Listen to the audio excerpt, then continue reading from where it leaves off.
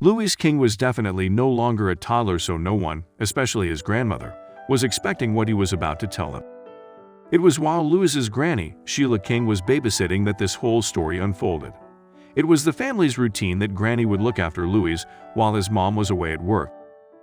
A common enough situation, but it's still a big responsibility to look after a very active little boy. She can realize just how wrong things could go under her watch. Any babysitter's worst fear, even grannies that are looking after grandchildren, is that something bad happens to the child you are caring for. Sheila felt a wave of fear ice up her veins when he first uttered those words to her.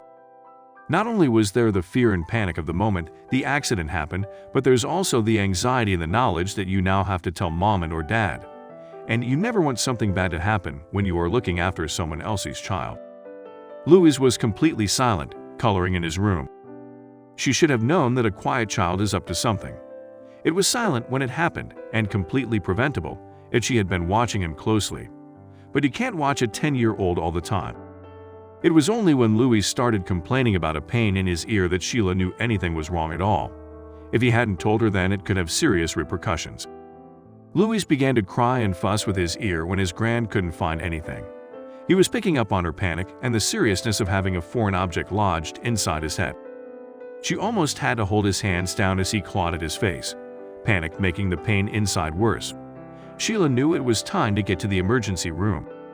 When Grandma brought him to the emergency room, they were chosen to appear in BBC television series Bizarre ER. Dr. Phil Russell was glad the boy was brought in. If left untreated, Louis could have gotten a severe ear infection that could affect his balance and coordination. There was also the possibility that he could go deaf. Strange enough as the situation was, when Dr. Russell used his tools to go inside the boy's ear, it was a pencil he found it all. Dr. Russell discovered a crusty old watch battery. We've seen this kind of thing before. Recently, a girl with a runny nose was discovered to have put a clothespin in there.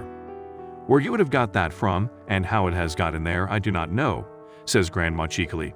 The bad news is Dr. Russell can't see his eardrum. Louis punctured it and left the hole. The good news is the eardrum is able to repair itself without treatment and barring Louis putting anything else in there.